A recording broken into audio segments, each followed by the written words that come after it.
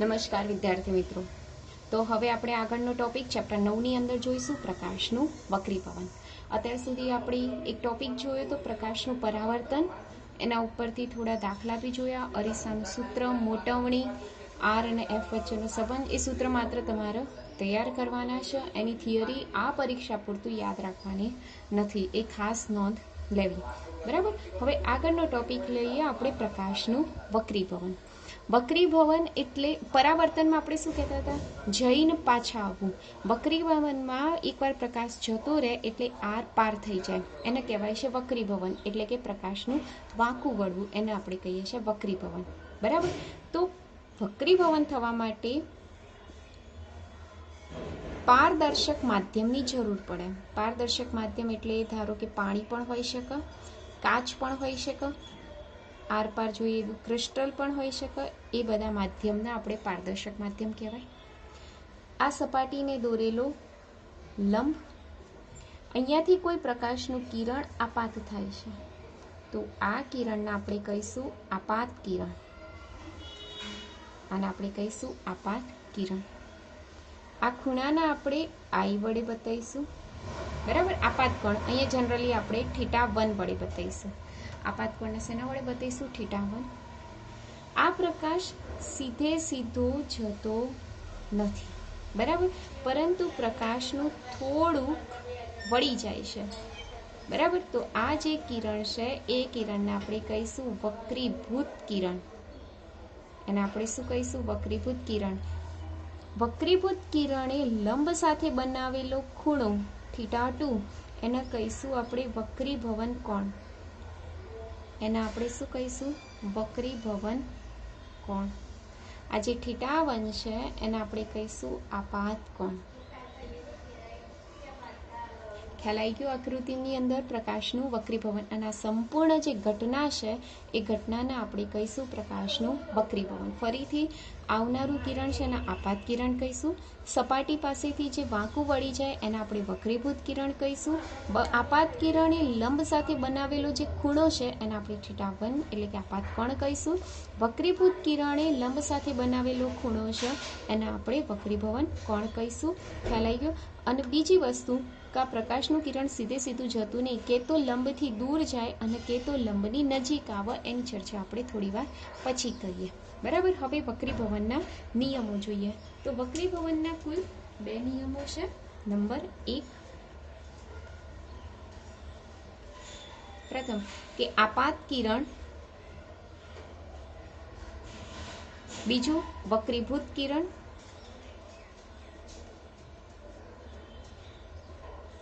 અને સપાટીને દોરેલો લંબ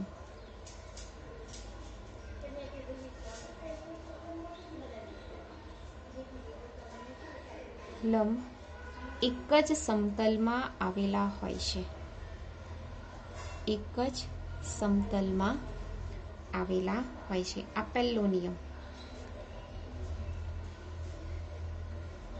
બરાબર. ફરીથી આપાત કિરણ, વક્રીભૂત કિરણ અને સપાટીને દોરેલો જે લંબ છે એ એક જ સમતલમાં આવેલો હોય છે. સમતલ એટલે આ એક પાનું દેખાય છે, એ પાનું પણ એક સમતલ કહેવાય. એ સમતલની અંદર જ આવેલા હોય છે. આ પહેલો નિયમ. બીજો નિયમ લઈ લઈએ કે આ જે આપાત કોણ દેખાય છે, આપાત કોણ એટલે કે θ1, અને વક્રીભૂત કોણ એટલે કે θ2. આપાત કોણ અને વક્રીભૂત કોણ ના સાઇન નો જે ગુણોત્તર છે, ના સાઇન નો ગુણોત્તર અચળ રહે છે. ગુણોત્તર કેવો રહેશે? અચળ રહે છે. એટલે કે આમ લખી શકાય sin θ1 ભાગ્યા sin θ2 બરાબર અચળ. ખ્યાલ આવી ગયો? આ બીજો નિયમ છે. આપાત કોણ એટલે કે θ1 અને વક્રીભૂત કોણ એટલે કે θ2 ના સાઇનનો ગુણોત્તર કેવો રહેશે? અચળ રહે છે.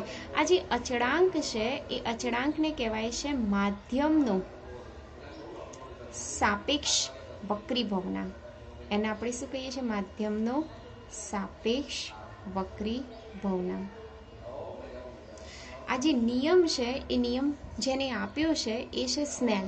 આથી આવા નિયમને, આ નિયમને શું કહેવાય છે? સ્નેલનો નિયમ.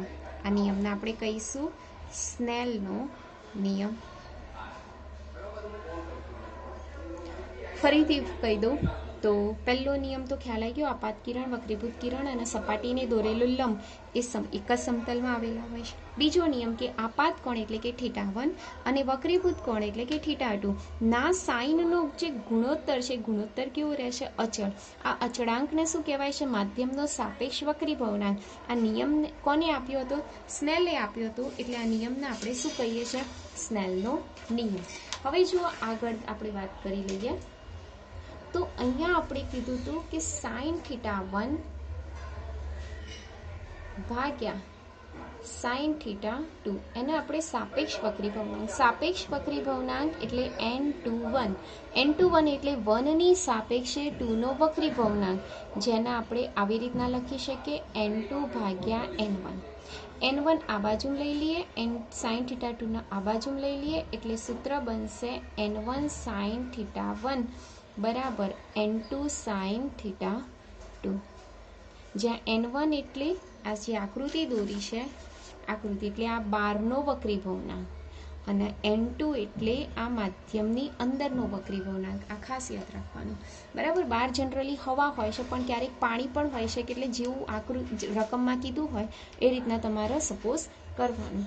અને θ1 એટલે n1 ની સાથે θ1 આવે અને n2 ની સાથે θ2 આવે, એટલું જ યાદ રાખવાનું. એ છે તમારો સ્નેલનો નિયમ. આ ખૂબ જ અગત્યનો નિયમ છે જે બધી થિયરીમાં અને બધા દાખલામાં બી કામ આવશે. એટલે આ નિયમ તમારે ખાસ યાદ રાખવાનું છે. હવે જુઓ, ત્યારબાદ આપણે આકૃતિની અંદર જ જોઈએ તો જુઓ sin θ1 ફરીથી આ નિયમ ઉપર આવી જાય, sin θ1 ભાગ્યા sin θ2 બરાબર n2 ભાગ્યા n1. બરાબર. આની મારે જરૂર છે.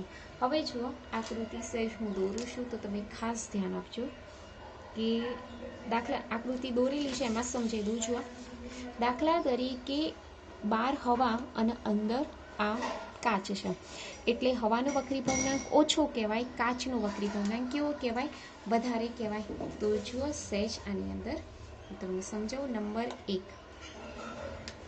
જો n1 ની કિંમત n2 કરતાં ખૂબ જ ઓછી હોય, બરાબર, એટલે આમ લઈ લે તો n1 ભાગ્યા n2 ઇઝ લેસ ધેન 1 થાય. n1 ભાગ્યા n2 ઇઝ લેસ ધેન શું થાય? 1.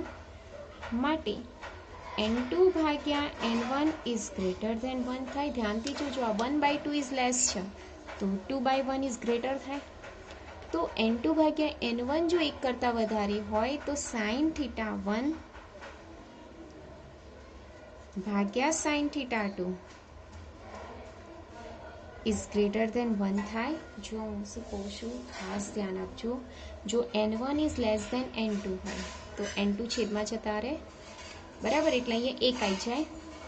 હવે આનું વ્યસ્ત કરી દઈએ તો n2 ભાગ્યા n1 કર્યું, લેસ ધેનની જગ્યાએ ગ્રેટર ધેન કર્યું, 1 એમના એમ રાખ્યા.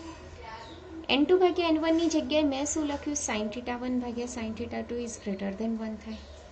માટે sin θ1 is greater than sin θ2. માટે θ1 ઇઝ ગ્રેટર ધેન θ2 થાય. તો દેખીતી વસ્તુ છે, અહીંયા θ1 નું મૂલ્ય એ θ2 કરતાં કેવું છે? મોટું છે. ખરેખર આટલું હોવું જોઈએ, આ θ1 નું મૂલ્ય છે, પણ એના કરતાં કેવું છે? ઓછું. એનો અર્થ પ્રકાશનું કિરણ એ લંબની નજીક વળે, એટલે કે જ્યારે પાતળા માધ્યમમાંથી ઘટ્ટ માધ્યમમાં પ્રકાશનું કિરણ આવે ત્યારે પ્રકાશનું કિરણ લંબની નજીક વળે છે. એટલે આના ઉપરથી એક વાક્ય લખી શકાય કે જ્યારે પ્રકાશનું કિરણ પાતળા માધ્યમમાંથી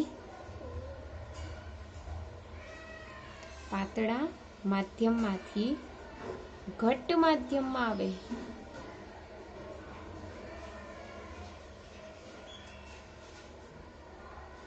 ત્યારે પ્રકાશનું કિરણ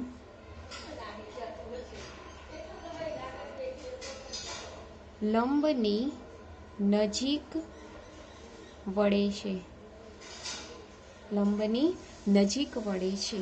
નંબર 2,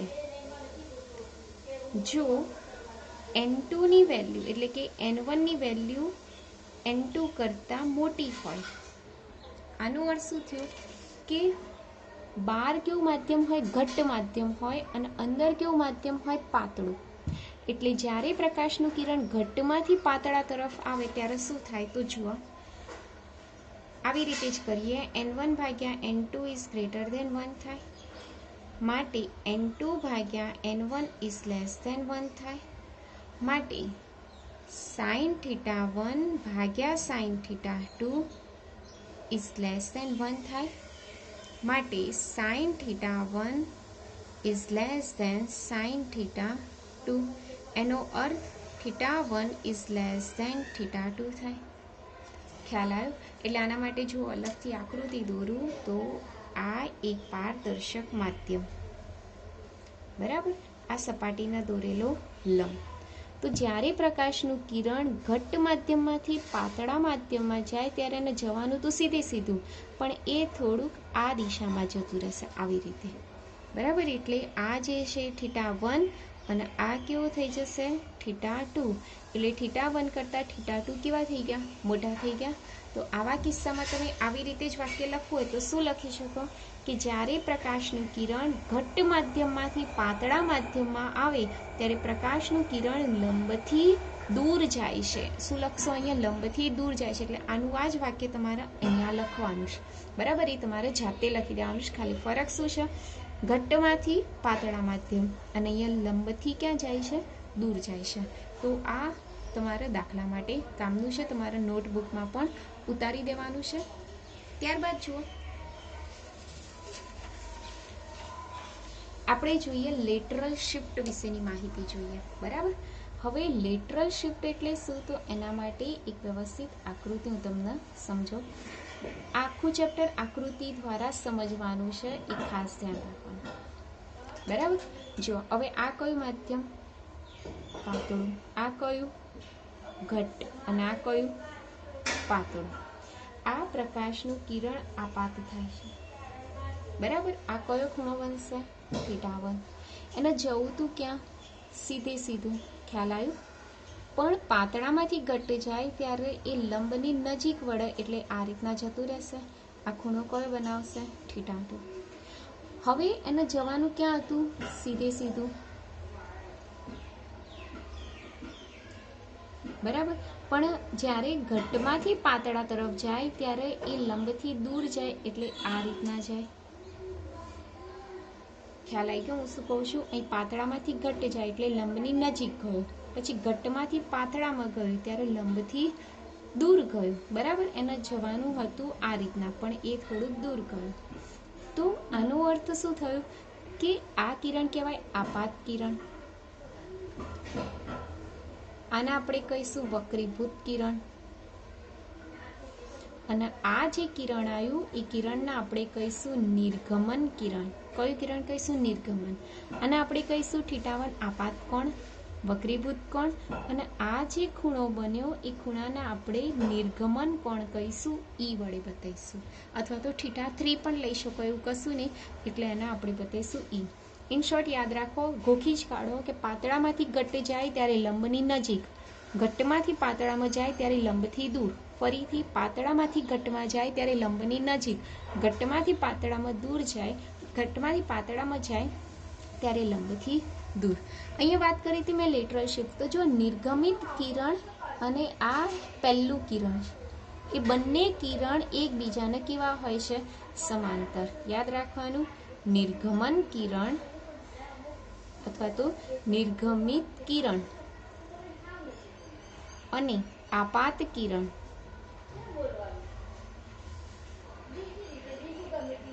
એકબીજાને સમાંતર હોય છે. એકબીજાને સમાંતર હોય છે, એ ખાસ યાદ રાખવાનું. નિર્ગમિત કિરણ આપાત કિરણથી જેટલો વિચલિત થયો એટલે કે આટલું ડિસ્ટન્સ થયું બંને વચ્ચે, આ જે અંતર છે એને કહેવાય છે એક્સ. અને એક્સના આપણે કહીશું લેટરલ શિફ્ટ કહીશું. શું કહીશું? લેટરલ શિફ્ટ કહીશું. આ ખાસ યાદ રાખવાનું, બરાબર. લેટરલ શિફ્ટનું ગયા સિલેબસની અંદર લેટરલ શિફ્ટનું આખું સૂત્ર સાબિત કરવાનું હતું. અહીંયા તમારે ખાલી સૂત્ર એક યાદ જ રાખવાનું છે. આ લેટરલ શિફ્ટનું સૂત્ર શું છે તો જુઓ, સાઇન કૌંસમાં θ1 માઇનસ θ2 ભાગ્યા cos θ2 ઇન્ટુ ટી. બરાબર. θ1 એટલે આપાત કોણ, θ2 એટલે વક્રીભૂત કોણ, એનું સાઇન, આ કોસ અને આ ટી. ટી એટલે આ જે તે સ્લેબ હોય એ સ્લેબની જાડાઈ છે. બરાબર. એટલે આ તમે લેટરલ શિફ્ટ માટેનું સૂત્ર આ તમે વાપરી શકો છો. તો આ વાત કરી આપણે લેટરલ શિફ્ટની. ત્યારબાદ જો હવે ત્યારબાદનો ટોપિક છે આભાસી ઊંડાઈ અને આભાસી ઊંચાઈ. અહીંયા જો બે આકૃતિ બતાવી છે, એમાં બે માધ્યમ બતાવે છે, આ પાતળું અને આ ઘટ માધ્યમ, એટલે કે આ પારદર્શક માધ્યમ કોઈ પણ હોઈ શકે આ રીતના. અને આ બી અહીંયા બે માધ્યમ બતાવ્યું છે, બરાબર, પાતળું અને ઘટ. ધારો કે કોઈ વસ્તુ ઘટ માધ્યમમાં અહીંયા રહેલી છે ઓ, તો આ જે વસ્તુ છે એ વસ્તુની વાસ્તવિક ઊંચાઈ, જેને આપણે કહી દઈએ એચઆઈ, જેને આપણે કહી દઈએ છે વાસ્તવિક ઊંડાઈ. આ રિયલમાં એની ઊંડાઈ છે. પરંતુ જ્યારે વસ્તુનું કિરણ અહીંયાથી આ રીતના બહાર નીકળે, બરાબર, એટલે આ વસ્તુમાંથી નીકળેલું કિરણ છે, આ સપાટીના દોરેલો લંબ, અને જવું ક્યાં હતું, સીધે સીધું, બરાબર. પરંતુ જ્યારે ઘટમાંથી પાતળા માધ્યમમાં ગતિ કરે છે ત્યારે એને જવું તું સીધે સીધું, પરંતુ એ લંબથી સહેજ દૂર જાય, એટલે આ રીતના જશે, બરાબર, આવી રીતના. હવે આનો સહેજ લંબાવું આવી રીતના, તો મને વસ્તુ ઓ અહીંયા હતું, પર ખરેખર હું અહીંયાથી એ વસ્તુને જોઉં આવી રીતના. આ ધારો કે મનુષ્યની આંખ છે, એ વસ્તુને જોઉં તો એ વસ્તુ અહીંયા નહીં દેખાય, પરંતુ મને અહીંયા દેખાશે. આટલી જે ઊંડાઈ છે એને કહેવાય છે HI ડેશ. એને આપણે કહીશું આભાસી ઊંડાઈ. એના શું કહીશું આપણે, આભાસી ઊંડાઈ. એટલે તમે જ્યારે બી પાણીના ગ્લાસની અંદર બી તમે જો વસ્તુ જોવાનો પ્રયત્ન કરશો તો એ ખરેખર ઊંડે હશે, પરંતુ દેખાશે તમને સહેજ ઉપર, બરાબર. એટલે ખરેખર ઊંડાઈ એની વધારે હોય, પરંતુ આપણને એની ઊંડાઈ ઓછી દેખાય. વાસ્તવિક ઊંડાઈ HI હોય, આભાસી ઊંડાઈ કેટલી દેખાશે, HI ડેશ દેખાશે, બરાબર. એટલે આ વસ્તુ ખાસ. હવે સેમ આની અંદર વાત કરીએ. ધારો કે કોઈ વસ્તુ અહીંયા છે,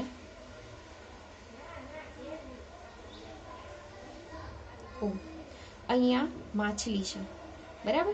હવે માછલી આ વસ્તુને જોવે છે, તો વસ્તુનું કિરણ આ રીતના આવે છે, બરાબર. આ એના આપાત કિરણ કહેવાય. હવે પાતળામાંથી ક્યાં જાય છે, ઘટમાં જાય છે, એટલે એને જવું તું સીધે સીધું, પરંતુ એ આ લંબ છે આપણું, બરાબર. જવું તું સીધે સીધું, પરંતુ જ્યારે પાતળામાંથી ઘટમાં જાય ત્યારે એ લંબની નજીક જાય, એટલે આ રીતના.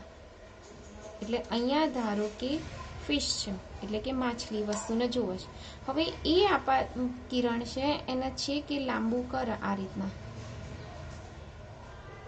તો વસ્તુ એને ખરેખર અહીંયા હતી, પણ દેખાશે ક્યાં, ઉપર. એટલે આ જે ઊંચાઈ છે એને આપણે કહી દઈએ HI, એની વાસ્તવિક ઊંચાઈ, પરંતુ એને દેખાય છે આટલે, બરાબર. તો એને આપણે કહી દઈશું HI ડેશ. એટલે આ એની આભાસી ઊંચાઈ. એટલે ઊંચાઈ વધારે હોય, જ્યારે ઊંડાઈ કેટલી હોય, ઓછી. તો આ વાત કરીએ આપણે વાસ્તવિક અને આભાસી ઊંડાઈ તેમજ ઊંચાઈ. આ બંને માટે તમારે એક સૂત્ર યાદ રાખવાનું છે. સૂત્ર કયું છે, ખાસ યાદ રાખવાનું, HI ડેશ અપોન HI. આ વસ્તુ તે યાદ રાખવાનું છે. જો તમે ઉપર n પાતળું લેતા હોય ભાગ્યા n ઘટ, આ વસ્તુ ક્યારે, આ સૂત્ર ક્યારે લેવાનું, જ્યારે પાતળામાંથી ઘટમાં જતા હોય ત્યારે. એટલે કે પાતળા માધ્યમમાંથી ઘટ માધ્યમમાં જાઓ, તો પાતળામાંથી ઘટ માધ્યમમાં જાઓ એ વખતે તો આપણી પાસે કયું સૂત્ર આવે, આભાસી ઊંડાઈનું આવે. એટલે આ સૂત્ર કોના માટે છે, આભાસી ઊંડાઈ માટે. બરાબર. જો આભાસી ઊંચાઈ માટે જોઈએ તો પ્રકાશનું કિરણ ક્યાંથી ક્યાં જાય છે? ઘટ્ટ માધ્યમમાંથી પાતળા માધ્યમ તરફ. એટલે આપણે અહીંયા સૂત્ર વાપરવાનું એન ઘટ્ટ ભાગ્યા એન પાતળું બરાબર HI ડેશ ભાગ્યા HI. તો આ સૂત્ર આપણે ક્યારે માટે લેવાનું? જ્યારે પ્રકાશનું કિરણ ઘટ્ટમાંથી ક્યાં જતું હોય? પાતળા માધ્યમમાં જતું હોય. એટલે કે આ આભાસી ઊંચાઈ માટેનું સૂત્ર. તો આજે વાત કરી આપણે પ્રકાશના વક્રીભવનની કેટલીક ઘટના. એના સૌપ્રથમ 2 નિયમો જોયા. 2 નિયમોમાં જ્યારે જોયું આપાત કિરણ, વક્રીભૂત કિરણ અને સપાટીને દોરેલો લંબ એ 3 કેવા હોય છે? એક જ સમતલમાં હોય. ત્યારબાદ આપણે એનો સ્નેલનો નિયમ જોયો, sin θ n1 sin θ1 બરાબર n2 sin θ2. ત્યારબાદ જોયું કે જ્યારે પ્રકાશનું કિરણ પાતળા માધ્યમમાંથી ઘટ્ટ માધ્યમમાં જાય ત્યારે એ લંબની નજીક જાય છે. જ્યારે ઘટ્ટ માધ્યમમાંથી પાતળા માધ્યમમાં જાય ત્યારે એ લંબ સપાટીથી દૂર જાય છે. ત્યારબાદ લેટરલ શિફ્ટનું સૂત્ર જોયું. નિર્ગમિત કિરણ અને આપાત કિરણ સમાંતર હોય છે. બંને વચ્ચે જે શિફ્ટિંગ થયું હોય છે એને આપણે કહીએ છીએ લેટરલ શિફ્ટ. એક્સનું સૂત્ર x બરાબર sin θ1 માઇનસ sin θ2 ભાગ્યા cos θ2. ત્યારબાદ આપણે આભાસી ઊંડાઈ વિશે જોયું, આભાસી ઊંચાઈ વિશે જોયું. આભાસી ઊંડાઈમાં બી વસ્તુ ખરેખર ઊંડે હોય એના કરતાં થોડું ઉપર દેખાય છે, જ્યારે વાસ્તવિક આભાસી ઊંચાઈમાં વસ્તુ જે ઊંચાઈ ઉપર હોય એના કરતાં પણ ઉપર દેખાય છે. અને એના માટે આ કોમન સૂત્ર ખાસ યાદ રાખવાનું, HI ડેશ અપોન HI તો એમનું એમ જ રહેશે. ખાલી ચેન્જ શું થશે? જો તમે આ ઊંડાઈ લો એટલે કે પાતળામાંથી ઘટ્ટમાં જાઓ તો પાતળું ભાગ્યા ઘટ્ટ, અને ઊંચાઈ લો તો ઘટ્ટમાંથી પાતળામાં જાઓ તો ઘટ્ટ ભાગ્યા પાતળું. તો આજના લેક્ચર પૂરતું આટલું. બાકીનું આપણે નેક્સ્ટ લેક્ચરમાં. ત્યાં સુધી થેન્ક યુ.